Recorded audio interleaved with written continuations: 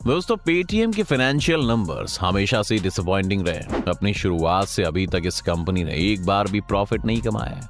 और जब आईपीओ के तौर पर इन्होंने अपने शेयर्स मार्केट में इंट्रोड्यूस किए थे तो एक शेयर की वैल्यू 2000 रुपए के आसपास थी, लेकिन जनवरी खत्म होते होते ये वैल्यू गिरकर 533 रुपए पर आ गई, जिसने इनके शेयर होल्डर्स को काफी लॉस करवाया है। लेकिन अब पेटीएम एक और नई ट्रिक लेकर आया है जिसमें वो अपने शेयर्स बाय बैक कर रहे हैं। और कई लोगों के मुताबिक इस स्टेप से पेटीएम अपने इन्वेस्टर्स के साथ धोखा कर रहा है और ये मुमकिन है कि पेटीएम जल्दी पूरी तरह से एक्सपोज भी हो जाए। पर क्या ये पूरा मामला और क्यों पेटीएम के बारे में इस तरह की बातें की जा रही हैं, आज जानेंगे हम इस वीडियो में, तो बस बने रहिएगा अंत तक हमारे साथ। लेकिन वीडियो शुरू होने से पहले अगर आप इस चैनल पर नए हैं या आपने अभी तक इस चैनल को सब्सक्राइब नहीं किया है तो चैनल को सब्सक्राइब करना और बेल आइकन दबाना ना भूलें। तो पहले तो ये जान लेते हैं कि आखिर ये बाय बैक होता क्या है। जैसा कि नाम से ही साफ हो रहा है कि पेटीएम अब ये प्लान कर रहा है कि जो शेयर्स इस वक्त मार्केट में बाकी लोगों के पास हैं, अब पेटीएम उन्हें दोबारा खरीद लेगा। पेटीएम ने डिसाइड किया है कि वो इस बाय बैक में 850 करोड़ रुपए खर्च करेगा और ज्यादा से ज्यादा वो 810 रुपए प्रति शेयर्स की कीमत पर इन शेयर्स को दोबारा खरीदेगा। कई लोगों को डिसीजन इसलिए कंट्रोवर्शियल लग रहा है क्योंकि पेटीएम ने 2000 रुपए की ऊंची कीमत पर पहले तो अपने शेयर्स बेचे और अब जब उनकी वैल्यू 533 रुपए आ गई तो वो उन्हें सस्ते दामों पर खरीद रहा है। लेकिन दिक्कत यहाँ पर नहीं है, अपने शेयर्स को बाय बैक करना एक काफी हेल्दी प्रैक्टिस मानी जाती है और विप्रो और इन्फोसिस जैसी बड़ी कंपनीज भी यही करती हैं। लेकिन पेटीएम का केस अलग है। पहले तो ये जान लेते हैं कि नॉर्मली कोई कंपनी अपने शेयर्स को बाय बैक क्यों करती है। अपने शेयर्स को कंपनीज इसलिए बाय बैक करती हैं क्योंकि वो अपने शेयर होल्डर्स को रिवॉर्ड करना चाहती हैं। अगर आपकी कंपनी ने किसी साल में बहुत अच्छा प्रॉफिट कमाया है और आप चाहते हैं कि इस प्रॉफिट को आप अपने शेयर होल्डर्स के साथ भी बांटें, तो उसके दो रास्ते होते हैं, डिविडेंड्स और बायबैक्स। डिविडेंड्स का केस तो बहुत सिंपल है। मान लेते हैं कि आपको 1000 रुपए का प्रॉफिट हुआ है और इसमें से 200 करोड़ रुपए आप अपने शेयर होल्डर्स के साथ बांटना चाहते हैं, तो आप देखेंगे कि आपके टोटल शेयर्स कितने हैं। अगर मान लेते हैं कि मार्केट में आपकी कंपनी के 10 लाख शेयर्स मौजूद हैं और इन 10 लाख शेयर्स के बीच में आप इन 200 करोड़ को बांटना चाहते हैं, तो इस हिसाब से हर एक शेयर पर आप 2000 रुपए पे करेंगे।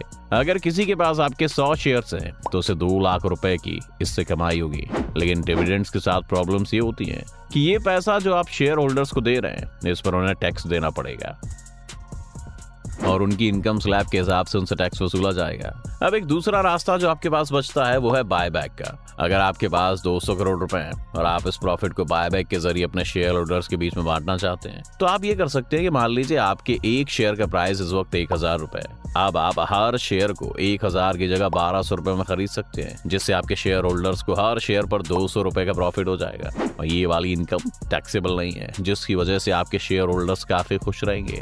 लेकिन शेयर होल्डर्स के खुश होने के साथ साथ आप मार्केट में ये मैसेज भी दे रहे होंगे कि आपको अपनी कंपनी पर इतना भरोसा है कि आप 1200 रुपए में शेयर खरीद कर भी कंपनी को इतना ग्रो कर लेंगे कि यही शेयर आने वाले वक्त में इससे भी ज्यादा महंगा हो जाएगा। जब कोई कंपनी इस तरह का सिग्नल देती है तो इसका मतलब है कि वो एक अच्छी जगह पर है जहां पर लोगों को अपना पैसा इन्वेस्ट करना चाहिए। इन्फोसिस ने भी इस साल ये घोषणा की है कि वो अपने 9300 करोड़ के शेयर्स को बायबैक करेंगे और पिछले 5 सालों में इन्फोसिस ये चौथी बार कर रहा है, जो दर्शाता है कि इन्फोसिस काफी सारा प्रॉफिट कमा रही है। तभी तो उनके पास इतना सारा पैसा है अपने शेयर होल्डर्स के बीच में बांटने के लिए। इसके साथ साथ विप्रो ने भी 2021 में अपने 9500 करोड़ के शेयर्स को बायबैक किया था। इस तरह के बायबैक से लोग अपने शेयर्स में भी काफी इंटरेस्टेड रहते हैं और आपके शेयर्स के प्राइसेस भी हमेशा बढ़ते रहते हैं। पर ऐसा जरूरी नहीं कि हर कंपनी स्ट्रेटेजी को फॉलो करे। अगर आपने रिसेंटली अडानी के शेयर्स को देखा हो तो ना ही तो उन्होंने अपने शेयर्स को बायबैक किया है और ना ही उन्होंने अपने शेयर होल्डर्स को कोई डिविडेंड पे किए थे, क्योंकि अडानी इस वक्त अपनी कंपनीज को एक्सपेंड करना चाह रहे हैं, इसीलिए वो अपने प्रॉफिट्स को नई जगहों पर इन्वेस्ट कर रहे हैं और ये भी एक हेल्दी तरीका है स्टॉक मार्केट में रहने का। अपने शेयर्स को बायबैक करने का एक रीजन ये भी होता है कि आप अपनी कंपनी के फाइनेंशियल इंडिकेटर्स को सही करना चाहते हैं। जब भी कोई सेंसिबल इन्वेस्टर एक कंपनी के शेयर्स खरीदता है तो वो ईपीएस और पी रेशियो के नाम के 2 नंबर्स को देखता है। ईपीएस यानी अर्निंग्स पर शेयर और पी रेशियो यानी प्राइस टू अर्निंग रेशियो। बहुत ही आसान भाषा में इसको समझना हो तो ईपीएस को ऐसे समझिए कि अगर आपके पास मार्केट में सिर्फ 100 शेयर्स है और आपने 10,000 रुपए का प्रॉफिट कमाया है तो आपकी पर शेयर अर्निंग या ईपीएस 100 रुपए हुई। लेकिन अगर आप अपने 40 शेयर वापस बाय बैक कर लेते हैं तो अब 10,000 का प्रॉफिट 60 शेयर्स के बीच में बटेगा, जो कि आपके ईपीएस को 166.6 बना देगा। एक इन्वेस्टर के लिए 100 ईपीएस से ज्यादा अट्रैक्टिव 166 वाले शेयर्स होंगे। इसी तरह पी रेशियो भी है, जो कि आपके शेयर्स के प्राइसेस को ईपीएस से डिवाइड करने पर आपको मिलता है, और जितना कम पी रेशियो होगा उतना ही कंपनी अच्छा परफॉर्म कर रही होगी। बायबैक करने से ईपीएस बढ़ता है, पी रेशियो कम होता है। लेकिन अब आ जाते हैं कि पेटीएम के साथ क्या गड़बड़ है। अभी तक हमने जब भी बायबैक्स की बात की है तो हमने यहाँ पर प्रॉफिट्स की बात की है, लेकिन पेटीएम ने तो आज तक कोई भी प्रॉफिट कमाया ही नहीं है। तो सोचिए कि जब उनके पास प्रॉफिट ही नहीं है तो लोगों के बीच रिवॉर्ड्स बांटने के लिए वो पैसा कहाँ से ला रहे हैं।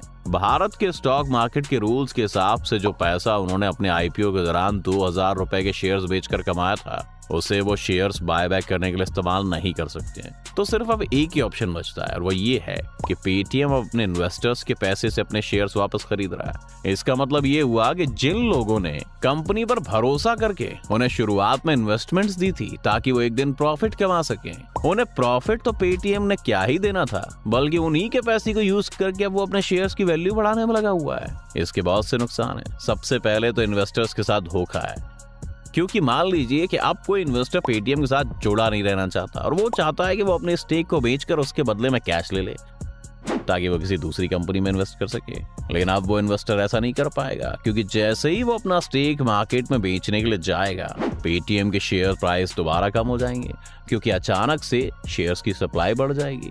इस सिचुएशन में या तो उस इन्वेस्टर को लॉस पर या बहुत ही कम प्रॉफिट पर अपने स्टेक को सेल करना पड़ेगा, और इसी वजह से वो भी पेटीएम के साथ फंसा हुआ है। पेटीएम को इस वक्त यूं आर्टिफिशियली अपने शेयर्स के प्राइसेस के साथ खेलने से अच्छा इस चीज पर ध्यान देना चाहिए कि वो किस तरह से अपने बिजनेस से प्रॉफिट कमा सकते हैं, ताकि नेचुरली उनके शेयर्स की प्राइस बढ़ जाए। लेकिन पेटीएम तो स्टॉक मार्केट की गेम खेलने में लगा हुआ है। अगर ऐसा ही चलता रहा, पेटीएम ने जल्दी पैसा कमाने के नए रास्ते नहीं ढूंढे, तो ये भी मुमकिन है कि इन्वेस्टर्स पूरी तरह से पेटीएम पर अपना भरोसा खो दें, और फिर चाहे उन्हें लॉस पर ही अपना स्टेक क्यों ना बेचना पड़े, वो बेचकर किसी दूसरी कंपनी की तरफ आगे बढ़ जाए।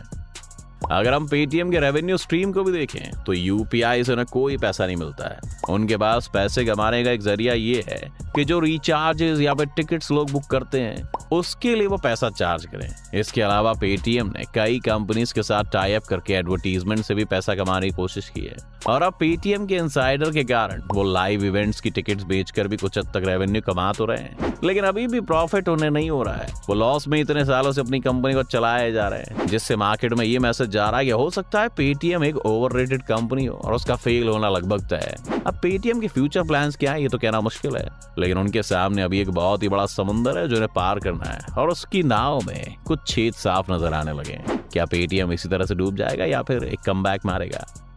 आपको क्या लगता है? अपनी राय में कमेंट सेक्शन में जरूर लिखें। उम्मीद है आपको आज की इस वीडियो से काफी कुछ नया सीखने को मिला होगा। अगर आपको वीडियो पसंद आए तो वीडियो को लाइक करें, और अगर आप इस चैनल पर नए हैं तो जाने से पहले इसे सब्सक्राइब करना भी ना भूलें।